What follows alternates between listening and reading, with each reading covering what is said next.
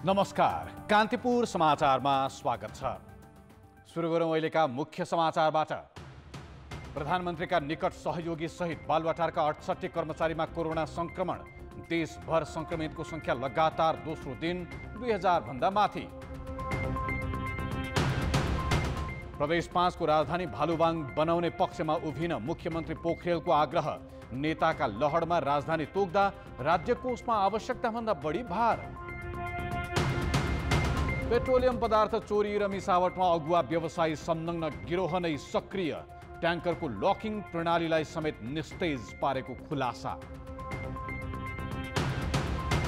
भारतको मोदी सरकार अन्तर्राष्ट्रिय समुदायबाट आलोचित बन्दै नागरिक अधिकारप्रति अनुदार र अतिवादलाई प्रश्रय दिएको आरोप। र अखिल नेपाल फुटबल संघले थाल्यो क्लब लाइसेन्सिङको प्रक्रिया। क्लबहरूको स्तर सुधार नहुँदा मापदण्ड पुग्न भने मुस्किल।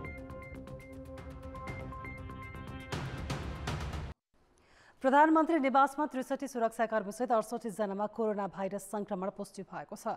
प्रधानमन्त्री केपी शर्मा ओलीका मुख्य सल्लाहकार सहित 5 सहयोगी पनि संक्रमित भएका छन्। अधिकांश समय प्रधानमन्त्रीसँग निकट सम्पर्कमा रहेर काम गर्ने मुख्य सल्लाहकार विष्णु रिमाल, परराष्ट्र सल्लाहकार राजन भट्टराई र प्रेस सल्लाहकार सूर्य थापामा संक्रमण पुष्टि भएको छ। उनीहरूले सामाजिक सञ्जाल मार्फत आफूहरूमा भाइरस देखिएको सार्वजनिक गरेका छन्। यसैगरी प्रधानमन्त्रीका प्रमुख स्वकीय सचिव इन्द्र भण्डारी र अर्का एक सहयोगीमा पनि संक्रमण पुष्टि भएको छ। प्रधानमन्त्रीको सबैभन्दा नजिकमा रहने सुरक्षाकर्मीमा संक्रमण देखिएपछि थप सुरक्षाकर्मी र सल्लाहकार तथा अन्य सहयोगीको नमुना परीक्षण गरिएको थियो। 5 दिन अघि प्रधानमन्त्रीको सबैभन्दा नजिक रहने नेपाली सेनाका अधिकृत सहित 4 जनामा संक्रमण पुष्टि भएको थियो। त्यसपछि उनीहरूसँग सम्पर्क भएका सुरक्षाकर्मी, सल्लाहकार र कर्मचारीको परीक्षण गरिएको हो। परीक्षणबाट प्रधानमन्त्रीको सबैभन्दा नजिक खटिने नेपाली सेनाका 28, सशस्त्र प्रहरी बलका 18 र नेपाल प्रहरीका 17 सुरक्षाकर्मीमा संक्रमण देखिएको हो। तर भाइरस देखेका सुरक्षाकर्मीमा लक्षण भने देखिएको छैन। प्रधानमन्त्रीका प्रेस सल्लाहकार थापाले सचिवालयका 5 सदस्यको स्वास्थ्य अवस्था सामान्य रहेको र घरमै बसिरहेको जानकारी दिएका छन्। प्रधानमन्त्रीको पनि नमुना सङ्कलन गरिएको सचिवालयले जानकारी दिएको छ। प्रधानमन्त्री निवासभित्र करिब 6 दर्जनलाई संक्रमण देखेकाले सत्तारूढ नेकपाको आज अपराह्न 4 बजे बोलाएको सचिवालय बैठक बस्न सकेन। मन्त्री परिषद पुनर्गठनको मापदण्ड र राजदूत नियुक्तिको सिफारिसलाई लिएर विवाद भएपछि बैठक बोलाएको थियो। पार्टी अध्यक्ष पुष्पकमल दाहालको सचिवालयले भने तयारी नपुगेकाले बैठक स्थगित भएको बताएको छ। लगातार दोस्रो दिन 2000 भन्दा बढीमा कोरोना भाइरस देखिएको छ। जनघनत्व बढी भएका काठमाडौँ उपत्यका लगायत विभिन्न शहरमा भिडभाड बढेको असर महामारी फैलिएको हो। पछिल्लो 24 घण्टामा उपत्यकामा 1177 सहित 2120 जनामा संक्रमण पुष्टि भएको छ। अहिलेसम्म भाइरस देखिनेको संख्या 84,570 पुगेको छ। पछिल्लो 24 घण्टामा 12,978 नमुना परीक्षण गर्दा थपिएका संक्रमित मध्ये काठमाडौँका 1001, ललितपुरका 109 र भक्तपुरका 67 जना हुन्। यस्तै रूपन्देहीमा 98, कैलालीमा 93, चितवनमा 75 र सुर्खेतमा 43 जनामा संक्रमण पुष्टि भएको छ। शुक्रबार उपत्यकामा 1638 सहित अहिलेसम्मकै धेरै 2722 जनामा भाइरस देखिएको थियो। असोज 2 गते पनि 2000 भन्दा बढीमा संक्रमण पुष्टि भएको थियो। स्वास्थ्य मन्त्रालयले नजिकैको दशैं तिहारमा उपत्यकामा महामारी थप फैलन सक्ने जोखिम औलाउँदै स्वास्थ्य मापदण्ड पालनामा हेलचक्राइ नगर्न आग्रह गरेको छ। उसले सावधानीको सचेतनाका लागि टोलटोलमा महिला स्वास्थ्य स्वयंसेविका परिचालन गर्न पनि भनेको छ। नेपालमा करिब 60,000 महिला स्वास्थ्य स्वयंसेविका दिदीबहिनीहरू हुनुहुन्छ, जसले निस्वार्थ रूपमा दैनिक रूपमा समुदायमा खटिरहनु भएको छ। उहाँहरू मार्फत कोभिड रोकथाम र नियन्त्रणका लागि अभियान सञ्चालन गर्न स्थानीय तहहरूले विशेष कार्ययोजना बनाई स्थानीय महिला स्वास्थ्य स्वयंसेविका तथा स्वास्थ्यकर्मी परिचालन गरी प्रत्येक ओडाका टोलटोलमा कोरोना रोकथाम अभियानमा सहजीकरण गर्नका लागि स्वास्थ्य तथा जनसङ्ख्या मन्त्रालय विनम्रतापूर्वक आग्रह गर्दछ। भाइरसका बिरामीमध्ये 8 थपिएपछि मृत्यु हुनेको संख्या 528 पुगेको छ। यस्तै 217 बिरामी आइसियु र 13 जना भेन्टिलेटरमा छन्। 2044 जना संक्रमण मुक्त भएपछि निको हुनेको संख्या 62,740 पुगेको छ। स्थापनाको झण्डै 2.5 वर्षपछि प्रदेश 5 सरकारले दाङको भालुबाङ स्थित देउखुरी क्षेत्रलाई स्थायी राजधानी तोक्न शुक्रबार प्रदेशसभामा प्रस्ताव दर्ता गर्यो। सो प्रस्तावप्रति प्रदेशका नेकपा बाहेकका सबै राजनैतिक दलले विरोध गरेका छन्। सत्तारूढ नेकपाको संसदीय दलको बैठकमा भने सांसदले चर्का चर्किने गरेका छन्। तर नेकपा संसदीय दलका नेता मुख्यमन्त्री शंकर पोखरेलले सरकारले दर्ता गरेको प्रस्तावका पक्षमा मतदान गर्न सांसदलाई निर्देशन दिएका छन्। प्रदेश सभामा सहभागी दलहरूसँगको छलफल र सहमति बिना प्रस्ताव आएको भन्दै प्रदेश 5 मा नेपाली कांग्रेस, जनता समाजवादी पार्टी नेपाल र राष्ट्रिय जनमोर्चाले असहमति जनाएका हुन्। राजधानी सार्ने जस्तो विषयमा पनि राजनीतिक स्वार्थपूर्तिका लागि बहुमतका आधारमा एक दलले एकलौटी किसिमबाट प्रस्ताव ल्याएकाले विरोध गर्नु परेको उनीहरूको भनाइ छ। यसअघि गठित विज्ञ समूहको राय सार्वजनिक नगरेको, राजधानी तोक्न बनेको संसदीय समितिको राय नसमेटिएको, भौतिक पूर्वाधार र नागरिकको पहुँच नभएका ठाउँमा राजधानी सार्न लागिएको भन्दै स्थायी राजधानी दाङ लैजानु पर्ने औचित्य पुष्टि नगर्दासम्म सदनमा छलफल चल्न नदिने दलहरूको अडान छ। कसैको भावना नबुझिकन 2/3 को दम्बले 81 त्यो राजधानी चाहिँ बुटोलको राजधानी भालुबाङमा भनेर लिएको छ। त्यसको औचित्य पुष्टि हुनु पर्यो। रूपन्देही भनेको सबभन्दा पाएक पर्ने ठाउँ हो र 5 नम्बर प्रदेशको सदरमुकाम स्थायी राजधानी यही हुनुपर्छ भन्ने हाम्रो तर्क हो। यसको लागि हामी जे गर्न परे गर्छौं। नेकपाले भने सबै प्रदेशसभा सदस्यलाई आफ्ना स्वतन्त्र अभिव्यक्ति र असहमति सदनमा राख्न दिने तर मतदानका क्रममा सरकारका पक्षमा मतदान गर्नुपर्ने निर्णय गरेको छ। प्रदेश राजधानी दाङ सार्ने विषयमा सहमति जुटाउन शनिबार बिहान बसेको बैठकमा संसदीय दलका नेता एवं मुख्यमन्त्री शंकर पोखरेलले नमुना प्रदेश बनाउने गरी प्रस्ताव ल्याएकाले पक्षमा मतदान गर्न निर्देशन दिएका थिए। यद्यपि लुम्बिनी क्षेत्रका प्रदेशसभा सदस्यहरूले भने जनसङ्ख्या, सडक, सीमा, सुरक्षा, भौतिक पूर्वाधार, अन्तर्राष्ट्रिय विमानस्थल लगायतको पहुँच रहेको क्षेत्र छोडेर राजधानी दाङ लैजान नहुने तर्क गरेका छन्। मान्य सदस्यले फरक विचार पनि राख्नुहुन्छ, फरक धारणा पनि राख्नुभएको छ। तर चाहिँ सदनभित्र चाहिँ मतदान हुँदाखेरि नेकपाका सबै सांसदहरूले चाहिँ सरकारले दर्ता गराएको प्रस्तावको पक्षमा सबै मान्यहरूले चाहिँ मतदान गर्नुहुनेछ। पार्टीले हामीलाई व्हिप लगाएन भने हामी कपिलवस्तुका, मलाई लाग्छ कपिलवस्तुका र अन्य पनि मान्यहरूले हामी कपिलवस्तु प्रस्ताव दर्ता गर्छौँ र त्यसमा मतदान गर्छौँ। प्रदेश सरकारले राजधानी दाङ सार्न गरेको प्रस्तावको विरोधमा लुम्बिनी क्षेत्रका स्थानीय तह, उद्योग वाणिज्य सङ्घ संस्था, नेपाली कांग्रेस, नेकपा बुटबल लगायतले विज्ञप्ति निकालेर विरोध गरेका छन्। नेवी सङ्घ र नेपाली कांग्रेस रूपन्देहीले विरोधका कार्यक्रम सार्वजनिक गरेका छन्। प्रदेश 5 मा नेकपाका 61, विपक्षी दल नेपाली कांग्रेसका 19, जनता समाजवादी पार्टीका 6 र राष्ट्रिय जनमोर्चाका 1 सहित 87 जना प्रदेशसभा सदस्य छन्। नेकपा एकमत हुने हो भने अन्य दलको विरोध भए पनि दाङलाई स्थायी राजधानी बनाउने प्रस्ताव पारित हुने देखिन्छ। कान्तिपुर समाचारका लागि क्यामेरामा स्वस्तिक श्रेष्ठका साथ अमृता अनमोल, बुटबल, रूपन्देही।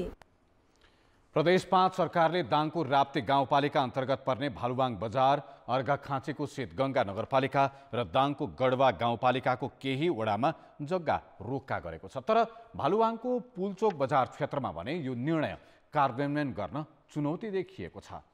यो 5 नम्बर प्रदेश सरकारले आफ्नो स्थायी राजधानी बनाउनका लागि प्रस्ताव गरेको क्षेत्र दाङको भालुबाङ बजार क्षेत्र हो। राप्ती नदीको किनारमा रहेको यो क्षेत्र राष्ट्रिय वनको जग्गामा बसेको छ। राष्ट्रिय वनको जग्गामा बसेकाले यहाँका स्थानीयहरूसँग आफ्नो जग्गाको स्वामित्व भने छैन। 4 दशक अघि पूर्व पश्चिम राजमार्ग निर्माणका क्रममा आएका कामदार र उनका आफन्तले बसालेको भालुबाङको यो बजार अहिले पक्की संरचना सहित विकसित बजारको रूपमा परिणत भइसकेको छ। आफ्नो पूर्ण स्वामित्व नपाए पनि नगर विकास समितिलाई बिटौली कर तिरेर यहाँ बस्दै आएका छन्। बिटौली कर तिरेको रसिदको भरमा यहाँ करोडौं पर्ने पक्की संरचना निर्माण भई ठूलो बजार बसिसकेको छ। दाङका विभिन्न गाउँ सहित प्युठान, रोल्पा र अर्घाखाँचीको प्रवेशद्वारको रूपमा समेत भालुबाङ परिचित छ। 5 नम्बर प्रदेश सरकारले राप्ती गाउँपालिकाको सम्पूर्ण क्षेत्र र त्यो सँगसँगै अर्घाखाँचीको सिद्धगङ्गा नगरपालिका र गढवा गाउँपालिकाका केही वडाको जग्गा किनबेचमा पूर्णतः रोक लगाएको छ। तर स्वामित्वविहीन अवस्थामा रहेको भालुबाङ बजारको यो यहाँका जग्गा धनीहरूले एउटा सामान्य कागजको भरमा आफ्नो जग्गा खरिद बिक्री गर्दै आएका छन्, जसले गर्दा प्रदेश 5 सरकारको यो निर्णय कार्यान्वयन गर्न चुनौती पनि देखिएको छ। सुनिश्चित मलाई लाग्छ स्थानीय सरकारले त्यसको पनि नियमन गर्ला। हामी त्यसमा आशावादी छौँ, किनभने सबैलाई जसरी त चाहिँ अब गढवालाई जुन ऐन लाग्यो, जुन त चाहिँ सिद्धगङ्गा नगरपालिका लाग्यो, जुन सिङ्गो राप्ती गाउँपालिका लाग्छ भने यो प्रक्रिया पनि मलाई लाग्छ त चाहिँ केही समयको लागि स्थगन होला।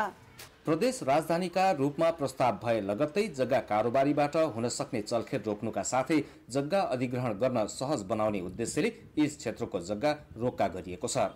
तर यस क्षेत्रमा सरकारी स्वामित्वको खाली जग्गा प्रशस्त रहेकाले मालपोतमा रजिस्ट्रेसन गरेर किनबेच भने हुँदैन। त्यसैले सार्वजनिक जग्गामा सरकारले लगाएको किनबेच रोक्का गर्ने नियम लाग्न कठिन देखिएको छ। सरकारी स्वामित्वको जग्गासँगै राप्ती नदीको वरिपरि अर्घाखाँचीको सिद्धगङ्गा गाउँपालिका र गढवा गाउँपालिकामा हजारौं बिघा खाली जग्गा छ। प्रस्तावित राप्ती गाउँपालिकाले मात्र प्रदेश सरकारलाई आवश्यक जति पनि जग्गा उपलब्ध गराउन सक्ने जानकारी नै गराइसकेको छ। राप्ती गाउँपालिकामै चाहिँ अब प्रदेशको राजधानी आउने सम्भावना आयो भने अब करिब 1000 बिघासम्म जग्गा व्यवस्थापन गर्न सकिन्छ भनेर फाइलै पठाएको छु त मैले। दाङ र साबिक राप्ती अञ्चलकै प्रवेशद्वारको रूपमा रहेको भालुबाङ र आसपासको क्षेत्रमा प्रदेशको राजधानी बनाउने निर्णय वैज्ञानिक र दूरदर्शी भएको यहाँका स्थानीयले प्रतिक्रिया दिएका छन्। प्रदेश राजधानीका लागि स्थान प्रस्ताव भए लगत्तै जग्गा कारोबारीलाई दुरुत्साहित गर्ने गरी आएको जग्गा किनबेच रोक्का गर्ने प्रदेश सरकारको निर्णयलाई स्थानीयले सकारात्मक रूपमा लिएका छन्। कान्तिपुर समाचारका लागि रोशनमान श्रेष्ठ, राप्ती गाउँपालिका, भालुबाङ बजार, दाङ। स्रोत व्यवस्थापनको पक्षलाई ध्यानै नदिई प्रदेशको राजधानी तोक्ने विषयलाई राजनैतिक स्वार्थ र प्रतिष्ठाको विषय बनाइदा राज्य कोषमा आवश्यकता भन्दा बढी भार पर्दैछ। नेताहरूका लहरमा सुदूरपश्चिम प्रदेशको राजधानी तोक्ने निर्णय नै कार्यान्वयन हुन नसकिरहेका बेला प्रदेश 5 को राजधानी तोक्दा समेत त्यस्तै रवैया देखिएको छ। प्रदेश 5 को सरकारले त्यस्तो ठाउँमा राजधानी तोकेको छ कि जहाँ राजधानीका लागि आवश्यक पर्ने हरेक संरचना नयाँ बनाउनु पर्छ। प्रदेश प्रमुख, मुख्यमन्त्री तथा मन्त्री परिषद कार्यालय, प्रदेश सभा, 7वटा मन्त्रालय, विभिन्न विषयगत निर्देशनालय, आयोग र मुख्य न्यायाधिवक्ता कार्यालय समेत पूर्णतः नयाँ बनाउनु पर्छ। निकै मितव्ययी रूपमा काम गर्दा पनि झन्डै 10 अर्ब रुपियाँ भवनमा मात्र लाग्छ। त्यसबाहेक बाटाघाटा, ढल, खुल्ला क्षेत्र र अरू पूर्वाधारमा पनि उत्तिकै सरकारी लगानी पर्छ। अझ समयमा काम नगर्ने सरकारी संयन्त्रको चरित्र ठेक्का ओगटेर मात्र बस्ने र लागत बढाउँदै लैजाने ठेकेदारको प्रवृत्तिले 10 अर्बका काम 20 वा 30 अर्बसम्म पुग्ने जोखिम छ। नेताहरूका झगडा, भोटको राजनीति र जग्गा कारोबारीको समेत प्रभावका कारण राजधानी तोक्ने जस्तो संघीयता कार्यान्वयनको आधारभूत चरणमै जटिलता मात्र सिर्जना गरिएको छैन, राज्य कोषमाथि अनावश्यक भार थोपारिएको छ। प्रदेशमा अहिले 7वटा मन्त्रालयहरू छन्, प्रदेशमा 7वटा मन्त्रालयहरू छन्, अनि त्यसपछि प्रदेश सभा छ हैन। अहिले त विभिन्न संरचनाहरू, अब त्यहाँ मुख्य न्यायाधिवक्तादेखि लिएर प्रदेश योजना आयोगदेखि लिएर हैन अरू विभिन्न संरचनाहरू बनिरहेका छन् हैन। लोकसेवा आयोगदेखि विभिन्न संरचनाहरू बनेका छन्। अब यो संरचना बनाउँदाखेरि धेरै धनराशिको खर्च हुन्छ। कतिपय रूपमा चाहिँ अब प्रदेश सरकारले पनि आफ्नै, अब प्रदेश सरकारको त स्रोत साधन एकदमै न्यून छ हेर्नुस्, किनभने हाम्रो संहिता भनेको हामीले काममा, फङ्सनमा, हामी यसलाई एक्सपेन्डिचर एसाइनमेन्टमा चाहिँ हामीले के गर्यौँ भने तल अधिकारहरू तल पठायौँ हैन। स्थानीय र प्रदेशमा धेरै जिम्मेवारी दिएका छौँ हामीले, तर रेभिन्यू साइड चाहिँ हामीले सेन्ट्रलाइज गरेका छौँ। यसै पनि प्रदेश र स्थानीय तहका संरचना निर्माण, पदाधिकारीको सेवा सुविधा अनि अपव्यय पूर्ण र विलासी व्यवहारका कारण राज्य कोषमाथि आवश्यकता भन्दा निकै ठूलो भार थोपारिएको छ। यसको व्यवस्थापनका लागि बल्ल तल्ल छाक टार्ने वर्गमाथि समेत कर थोपारिएको छ। अहिलेसम्म 4वटा प्रदेशले बल्ल तल्ल नाम र राजधानी तोके पनि अझै प्रदेश 1, 2 र 5 अनिर्णित छन्। सुदूरपश्चिम प्रदेशले नाम र राजधानी दुवै तोके पनि राजधानी बनाउने भनिएका ठाउँमा न्यूनतम पूर्वाधार समेत छैनन्। धनगढी र महेन्द्रनगर जस्ता नजिकैका पूर्वाधार सम्पन्न सहर छाडी नेताका लहरमा अत्तरियालाई राजधानी तोक्दा त्यसको कार्यान्वयनमै समस्या आएको छ। संहिताको मर्म अनुसारले चाहिँ त्यसको इन्डिकेटर अनुसार केन्द्र पर्नुपर्ने यी सम्पूर्ण कुराहरू, पहुँचका कुरा यसलाई मानेर भइराखेका छैन। यसकारण चाहिँ अन्तर पार्टी र पार्टी आफैभित्रका विवादका कुराहरूले रोकिया छ। प्रदेशहरूले आफूले निर्णय गर्नुपर्ने कुरा आफै नगरेर चाहिँ सङ्घको र पार्टीको निर्णयबाट गराउने जुन पद्धति ल्याए त्यो पद्धति नितान्त संघीयताको मर्म विपरीत छ। 2074 सालमा प्रदेश सभाको निर्वाचन हुनु अघि नै प्रदेशको नाम र राजधानी तोक्ने विषय पेचिलो बनेको थियो। प्रमुख दल र नेताका चुनावी नारा नै यस्तै किसिमका थिए। नेताहरूले राजधानीलाई प्रतिष्ठाको विषय बनाउँदा संघीयता नै मोजिलो व्यवस्था हो भन्ने मानक स्थापित हुने जोखिम बढेको छ। कान्तिपुर समाचारका लागि बाबुराम तिमिल सिन्हा, काठमाडौँ। जग्गा कित्ताकाटको विषयमा विभिन्न पक्षको स्वार्थ हावी हुँदा अनावश्यक रूपमा गिजोलिएको छ। सर्वोच्च अदालतले 2.5 वर्ष पहिले नै फैसला गरिसकेको तथा सरकारले कानुन बनाइसकेको अवस्थामा पनि अस्वाभाविक रूपमा गिजोलिएको हो। कानुन अनुसार नियमावली बनाएर कित्ताकाट व्यवस्थित हुनुपर्ने विषयमा सरकारले त गम्भीरता देखाएको छैन नै। सर्वोच्चले न्यायालयले समेत 2.5 वर्ष पहिलेको फैसलालाई ख्यालै नगरी कित्ताकाट खुलाउने विषयको रिट ग्रहण गरी 3 सातादेखि विचाराधीन राखेको छ। 2074 साउन 26मा भूमि व्यवस्था मन्त्रालयले कृषियोग्य जमिन मासिएको कारण देखाएर कित्ताकाटमा रोक लगायो। यो विषय सर्वोच्च अदालत पुग्यो। त्यही वर्ष फागुनमा सर्वोच्चले यथाशीघ्र कानुन बनाएर जग्गाको वर्गीकरण गर्न र प्रत्येक नागरिकको सम्पत्तिको हक सुनिश्चित गर्न भन्यो। सर्वोच्चले आदेश दिएको 1.5 वर्षपछि 2076 भदौमा भू उपयोग ऐन बन्यो। त्यसमा जग्गालाई कृषि, आवासीय, व्यावसायिक, औद्योगिक, खानी लगायत 9 क्षेत्रमा वर्गीकरण गर्ने र आवासीय प्रयोजनका लागि वर्गीकरण गरिएका बाहेकको क्षेत्रमा व्यावसायिक रूपमा घडेरी विकसित र बिक्री वितरण गर्न नपाइने व्यवस्था छ। तर नियमावली नबनाइएकाले जग्गाको वर्गीकरण नै हुन सकेको छैन। नियमावली मन्त्री परिषदको विधेयक समितिमा अनपेक्षित रूपमा अड्काइएको छ। नियमावली ल्याउन जोडबल गर्नुपर्ने मन्त्रीले एकाएक कित्ताकाट फुकाएको निर्णय गरेपछि यो विषय फेरि गिजोलिन पुगेको छ। मन्त्री अर्यालले यसअघि स्थानीय तहको सिफारिसमा वर्षमा एकपटक मात्र कित्ताकाट गर्न पाउने निर्णय गरेकी थिइन्। त्यो निर्णयले स्थानीय तहदेखि मालपोत कार्यालयमा भ्रष्टाचार मौलाएको देखाउँदै असार पहिलो साता अख्तियारले त्यसलाई रोक्न मन्त्रालयमा पत्राचार गरेको थियो। सर्वोच्चको फैसला र अख्तियारको निर्देशनमा टेकेर मन्त्रालयले कित्ताकाट फुकुवा गरेपछि यो विषय फेरि सर्वोच्च पुगेको छ। तर सर्वोच्चले यसअघि नै फैसला गरिसकेको विषयलाई थाहै नपाए जस्तो गरी किनारा लागिसकेको विषय ग्रहण गरेर पुनः अन्तरिम आदेश गरेर 3 सातादेखि विचाराधीन राखेको छ। यो मन्त्रीहरूलाई, मन्त्रालयका कर्मचारीहरूलाई, मालपोता कर्मचारीहरूलाई अनि जग्गा प्लटिङ गर्ने भूमाफियाहरूलाई यी सबैलाई यो के भने राम्रो कमाउने बाटो भएको छ।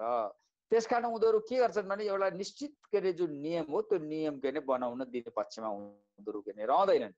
अब यो विषयमा त एउटा कानुनै व्यवस्था जहाँ यसरी भ्रष्टाचारको एउटा गर्ने एउटा माध्यम बनेको छ जग्गा कित्ताकाटको विषय भने सरकारले त एउटा कानुन लिएर आइदियो। प्रष्ट रूपमा कानुनमा व्यवस्था गर्ने भने यो खेतीयोग्य जमिन छ भने त्यसलाई कित्ताकाट नगर्ने, कित्ताकाट नगरिदिनु भनेको अर्थ त्यो घरेरीको लागि प्रयोग नहोस्, खेतीको लागि नै प्रयोग होस् भन्ने न हो त्यसको मान्यता त। चाहे कार्यपालिका होस् या न्यायपालिका, सबैको जिम्मेवारी बृहत समुदायको हित र समस्यामा परेका नागरिकको सुविधाका निम्ति काम गर्नु हो। तर कित्ताकाटको विषय अनावश्यक रूपमा गिजोलिँदा यी दुवै अङ्गको भूमिकालाई लिएर प्रश्न उठाउन थालिएको छ। कान्तिपुर समाचारका लागि भक्तपुरबाट सुन्दर शिल्पकार र दीपक आचार्य, काठमाडौँ। रौतहटको वृन्दावन नगरपालिकामा 14 वर्षकी बालिकाको शव फेला परेको छ। पछिल्लो समय रौतहटमा एकपछि अर्को अपराधका घटना वृद्धि भइरहेका छन्। वृन्दावन नगरपालिका वडा नम्बर 4 हरैयाको पल्टुवामा मामाघरमा बस्दै आएकी साजा शाह कानुको हत्या भएको जिल्ला प्रहरी कार्यालय रौतहटले जानकारी दिएको हो। बिहान 10 बजेतिर घाँस काट्न गएकी साजा बेलुका अबेरसम्म पनि घर नफर्किएपछि परिवार र स्थानीयले खोजी गर्दा अर्धनग्न अवस्थामा उनको शव उखुबारीमा फेला परेको थियो। उनको अवस्था हेर्दा बलात्कारपछि हत्या भएको प्रहरीले अनुमान गरेको छ। घटनाका बारेमा अनुसन्धान भइरहेको इलाका प्रहरी कार्यालय गरुडाका डीएसपी रवि रावलले बताए। एक साता अघि रौतहटमै एक महिलाको धारिलो हतियार प्रहार गरी हत्या भएको थियो भने एक महिलाको प्रहरी हिरासतमै मृत्यु भएको थियो। इन्धनमा मिसावट र चोरी रोक्न नेपाल ओइल निगमले 2.5 वर्ष पहिले लकिङ प्रणाली लागू गरेको थियो। ट्याङ्करमा लकिङ प्रणाली लागू गरे पनि चोरी र मिसावटको क्रम भने रोकिएको छैन। ढुवानी व्यवसायका अगुवा नै पटक पटक मिसावटमा संलग्न रहेको पाइए पनि चालकलाई मात्र दोषी देखाएर व्यवसायीलाई उन्मुक्ति दिने गरिएको छ। असोज 12 गते बिहान 30-85 नम्बरको ट्याङ्कर थानको डिपोमा प्रवेश गर्यो। त्यहाँ इन्धनको परिमाण र गुणस्तर दुवै जाँच गर्ने व्यवस्था अनुसार कर्मचारीले उक्त ट्याङ्करको जाँच गरे। निगमले तोकेको गुणस्तरको पेट्रोल उक्त ट्याङ्करमा थिएन, मट्टीतेल मिसाइएको पाइयो। उक्त ट्याङ्कर भारतीय व्यापारी तेजेन्द्र कौरको थियो। कैफियत फेला परेपछि निगमका कर्मचारीले ट्याङ्कर चालकलाई नियन्त्रणमा लिन लगाए, तर कौरलाई छानबिनको दायरामै ल्याइएको छैन। थानको डिपोमै भदौ 30 मा पनि यस्तै घटना भएको थियो।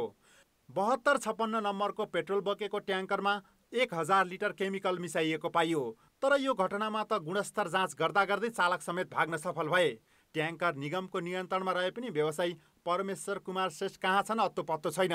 मिसावट वात्तै बढ्यो भन्दा पनि सर अब टेस्टिङ चाहिँ भइराखेको छ। यो कस्तो छ भने अब झुक्याएर टेस्टिङबाट यसो चाहिँ उम्किहाल्छु कि भन्ने हिसाबमा चाहिँ इन्भेन्ट्री लिएर आउँछ।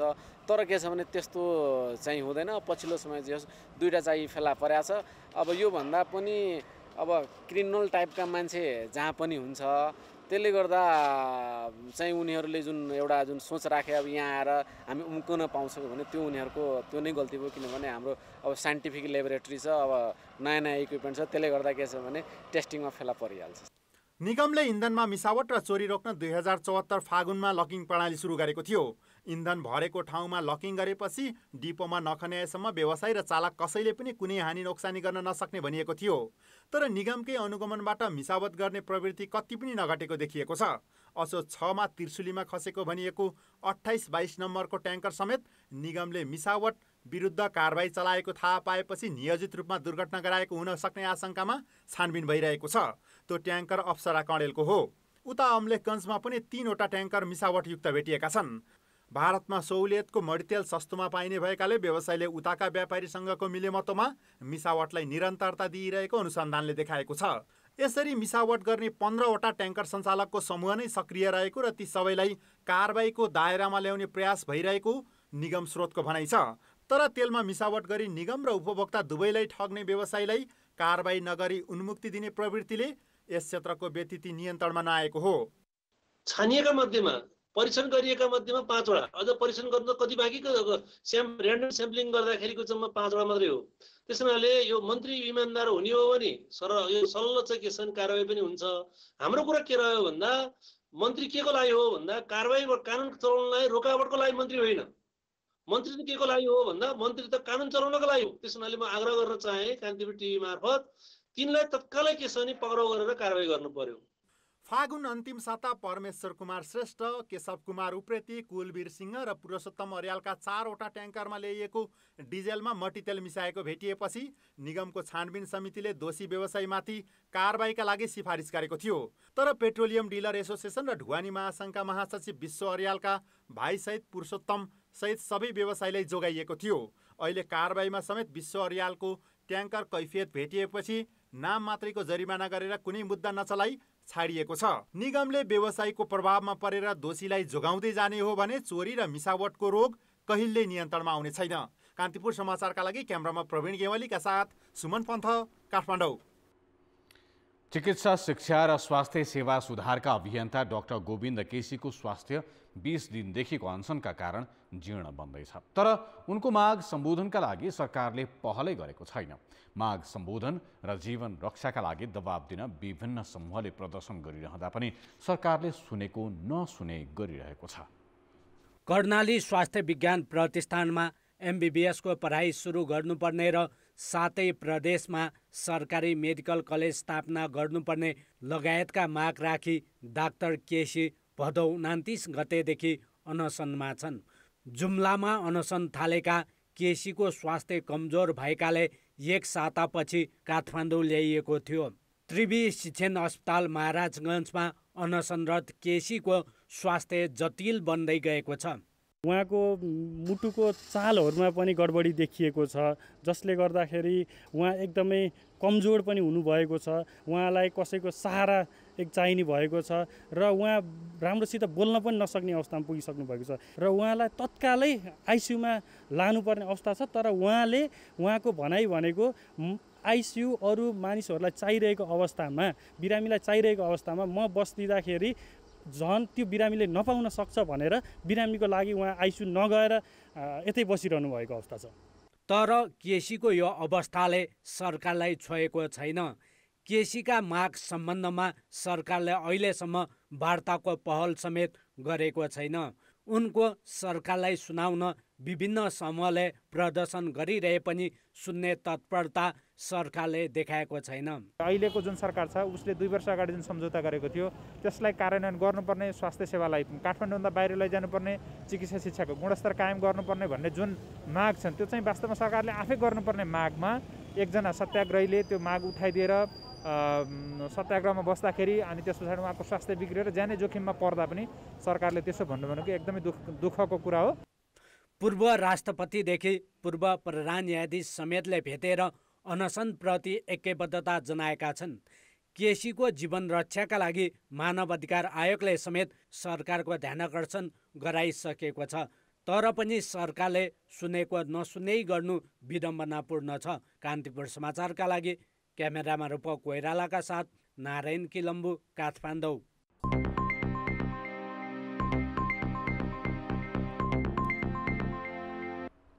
जनप्रतिनिधि बीचको विवादका कारण प्रदेश 2 का 35वटा नगरपालिका र गाउँपालिकाले असारमै ल्याउनु पर्ने बजेट अहिलेसम्म सार्वजनिक गर्न सकेका छैनन्।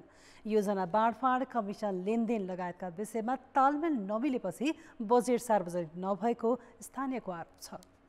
प्रमुख र उपप्रमुख बीच जारी विवादका कारण रौथटको देवाही गोनाही, राजदेवी, कटहरिया र फतुवा विजयपुर नगरपालिकाको नगरसभा अझै भएको छैन। यी नगरपालिकाले चालु आर्थिक वर्षका लागि योजना तर्जुमा पनि गरेका छैनन्। बजेट, नीति तथा कार्यक्रम नबनाइदा विकास योजना प्रभावित भएका छन्। जुन शीर्षकमा तपाईँ खर्च गर्नुभएको छ त्यो बजेट त्यसको सार्वजनिक गर्नुस् अनि अगाडि प्रक्रिया बढाउनुस् नगरसभाको। मैले कहिले पनि रोकेको छैन। तर अब उहाँ सोच्नुहुन्छ कि उपमेयरलाई बहिष्कार गरेर छाँटेर बहुमतको आडमा नगरसभा गर्छु, त्यो त म मान्दिनँ। धनुषाको कमला नगरपालिकाले जनप्रतिनिधिकै विवादका कारण बजेट ल्याउन सकेको छैन। मिथिला बिहारी, गणेशमान, चारनाथ नगरपालिका र धनौजी गाउँपालिकाले नगरसभा गरे पनि बजेट सार्वजनिक गर्न सकेका छैनन्। धनौजीमा हिसाब पारदर्शी नगरिएको भन्दै जनप्रतिनिधिहरूले नगरसभामा सहभागिता नै जनाएनन्। मिथिला बिहारीमा भदौ 28 गते र गणेशमान नगरपालिकामा साउन 28 गते नगरसभा गरिएको दाबी गरिए पनि संघीय मामिला तथा सामान्य प्रशासन मन्त्रालयमा कुनै कागजात पठाएका छैनन्। नगरसभा 2077 साल साउन 28 गते भएको हो, विधिवत रूपमै भएको हो। तर जुन हाम्रो बजेट इन्ट्रीको काम यो प्राविधिक त्रुटिका कारण समयमै हुन नसकेको। स्थानीय सरकार सञ्चालन ऐन अनुसार असार 10 गते भित्र नगरसभा गरेर असार मसान्त भित्र परिषदमा प्रस्तुत बजेट बहुमत सदस्यबाट पारित गर्नुपर्ने प्रावधान छ। योजना र बजेटको विवरण सामान्य प्रशासन मन्त्रालयमा पठाएपछि मात्र संघीय सरकारबाट पाउने अनुदान रकम उपलब्ध हुन्छ। नगरपालिका र गाउँपालिकाहरूको वार्षिक कार्यक्रम गाउँसभा र नगरसभाले स्वीकृति गर्ने हुँदा स्वीकृति पछाडि मात्र खर्च गर्न पाउने व्यवस्था छ।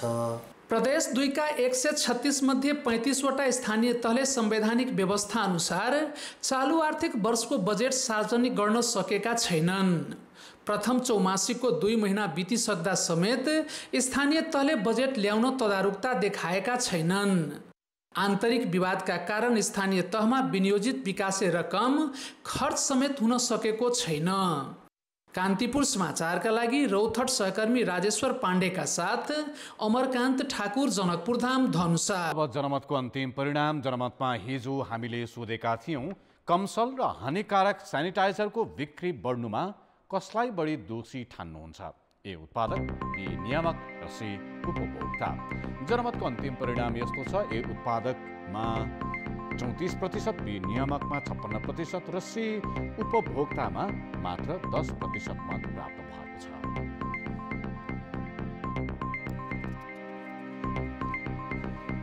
अब आजको प्रश्न। जनमत। इन्धन बोक्ने ट्याङ्करमा लकिङ प्रणाली लागू गरे पनि चोरी र मिसावट किन नरोकिएको होला?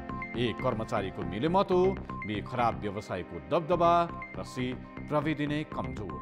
जनमतको अन्तिम परिणाम भोलि साँझ 8 बजेको कान्तिपुर समाचारमा प्रसारण गर्नेछौँ। कृपया NEWS news space A, B वा C टाइप गरी 34001मा SMS गरी आफ्नो मत व्यक्त गर्नुहोला। अब जनताको आवाज। हामीले सुर्खेतमा सोधेका छौँ, जडीबुटी संरक्षण गर्न कसले के गर्नु पर्ला?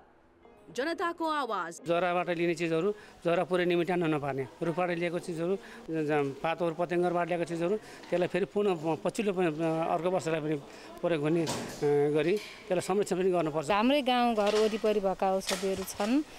अब धेरै जसोले चाहिँ यो औषधि यसरी आयुर्वेदमा पाइन्छ भन्ने थाहा छैन कि, त्यसलाई चाहिँ त्यो जानकारी भयो भने यति राम्रो काम गर्दो रहेछ, यसले हामीले यही प्रयोग गर्नुपर्दो रहेछ भन्ने कुरा उहाँलाई थाहा हुन पर्यो। सरकारले नै आयुर्वेदिक उक्त औषधिहरू उत्पादन गर्नुको लागि, त्यस्ता जडीबुटीहरूको संरक्षण गर्नुको लागि अनुदान दिने, जडीबुटीहरूको बरु लगाउने अनि खाली ठाउँ भएको ठाउँमा यस्तो अब औषधिमा प्रयोग हुने बोट बिरुवाहरू ल्याएर रोप्ने। सुरक्षाको लागि राजनीति तवरबाट राम्रो चाहिँ हेरचाह भयो भने अवश्य यी संरक्षित हुनेछन्। के जडीबुटी कुन ठाउँमा उत्पादन हुन्छ त्यसलाई चाहिँ संरक्षणतर्फ चाहिँ नेपाल सरकारले ध्यान दिनुपर्छ। नागरिकलाई चाहिँ सचेत तुल्याउनु पर्यो। कोरोनाले गर्दा तुलसीको पत्ता गुर्जो काम लाग्छ भनेर मान्छेले कति खोजी खाइरहेको छ कि, अनि जङ्गलको जडीबुटीहरू पनि अब काम लाग्छ भनेर थाहा पायो भने मान्छे त्यसलाई संरक्षण गर्दै जान्छ।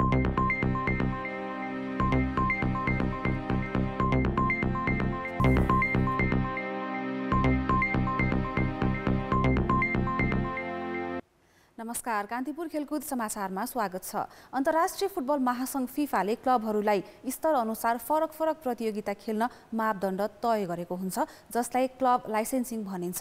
एसियाली फुटबल महासङ्घ AFCले आफ्नो सदस्य राष्ट्रमा शीर्ष डिभिजनको लिग खेल्न क्लब लाइसेन्सिङ अनिवार्य गरेको छ। एकपटक गलत प्रतिवेदन बुझाएर कारबाहीमा परिसकेको अखिल नेपाल फुटबल सङ्घ एन्फाले फेरि क्लबहरूसँग लाइसेन्सिङका लागि आवेदन मागेको छ, तर अधिकांश क्लब मापदण्डभित्र अटाउन नसक्ने हुँदा क्लब लाइसेन्सिङमा जटिलता देखिएको छ।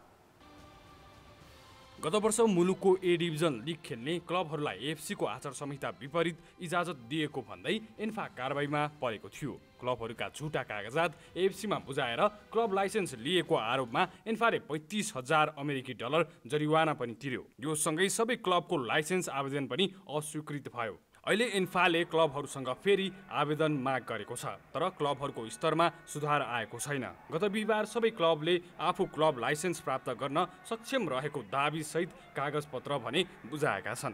क्लबका आवेदन अध्ययन गरी आउँदो कार्तिक मध्यसम्म AFCलाई पठाउने एन्फाले बताएको छ। क्लब लाइसेन्सिङ चाहिँ एउटा च्यालेन्जै हो हैन, यो क्लबहरूको लागि पनि।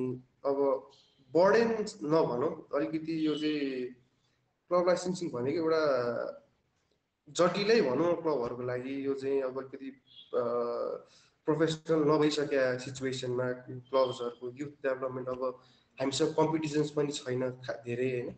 लिग हुन्छ अनि तपाईँको युथ टुर्नामेन्टमा हाम्रो अन्डर 18 मात्रै छ। नेक्स्ट इयरदेखि हामीले चाहिँ अन्डर 15 को लागि पनि एउटा क्यालेन्डर सेट गरेका छौँ यही क्लब लाइसेन्सिङको लागि हैन। AFCले क्लब लाइसेन्सिङ अन्तर्गत बनाएको मापदण्डमा युथ प्रोग्राम पनि मुख्य हो, तर इन्फासँग युथ प्रोग्राम नै छैन। क्लबको त कुरै नगरौँ, पछिल्लो समय हरेक क्लबको महिला टिम पनि अनिवार्य गरिएको छ। एकाडेमी हुनैपर्छ, साथै क्लबको आफ्नै प्रशिक्षण मैदान र घरेलु मैदान हुनुपर्नेछ। पूर्वाधार तथा प्रशासन AFC निर्देशन अनुसारका हुनुपर्नेछ।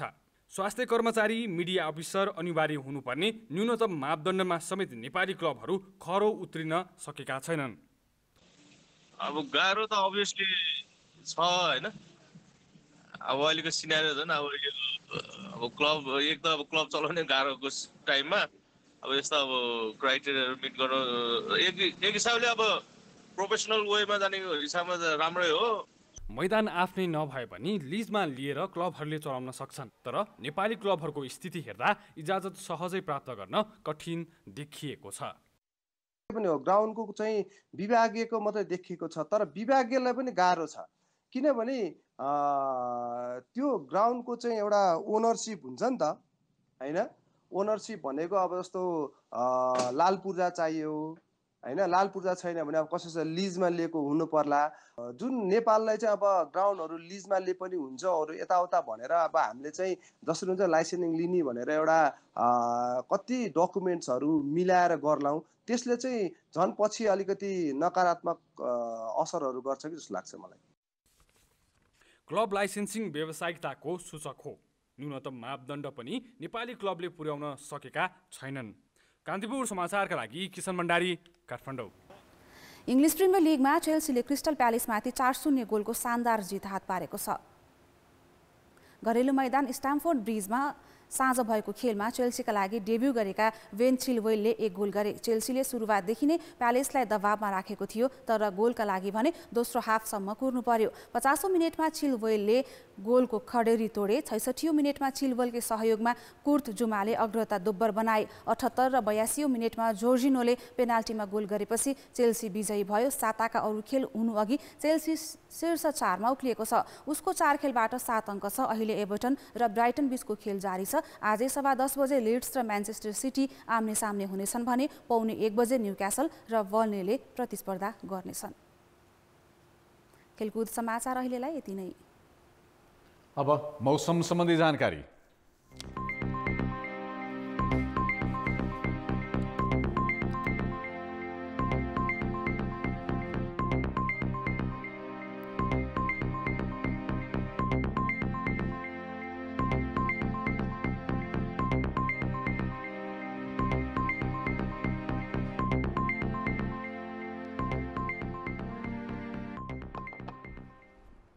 अन्त्यमा मुख्य समाचार फेरि एकपटक।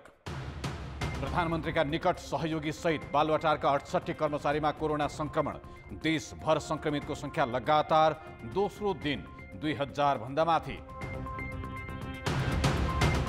प्रदेश 5 को राजधानी भालुवाङ बनाउने पक्षमा उभिन मुख्यमन्त्री पोखरेलको आग्रह।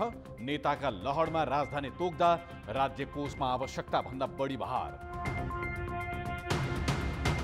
पेट्रोलियम पदार्थ चोरी र मिसावटमा अगुवा व्यवसायी संलग्न गिरोह नै सक्रिय। ट्याङ्करको लकिङ प्रणालीलाई समेत निस्तेज पारेको खुलासा। भारतको मोदी सरकार अन्तर्राष्ट्रिय समुदायबाट आलोचित बन्दै नागरिक अधिकार प्रति अनुदार र अतिवादलाई प्रश्रय दिएको आरोप। र अखिल नेपाल फुटबल संघले थाल्यो क्लब लाइसेन्सिङको प्रक्रिया। क्लबहरूको स्तर सुधार नहुँदा मापदण्ड पुग्न भने मुस्किल। कान्तिपुर समाचार अहिलेलाई सकियो। हाम्रो अर्को समाचार बुलेटिन भरे राति 10:30 बजे अङ्ग्रेजी भाषामा र 11 बजे नेपाली भाषामा हुनेछ। कान्तिपुर टेलिभिजन हेर्दै गर्नुहोला।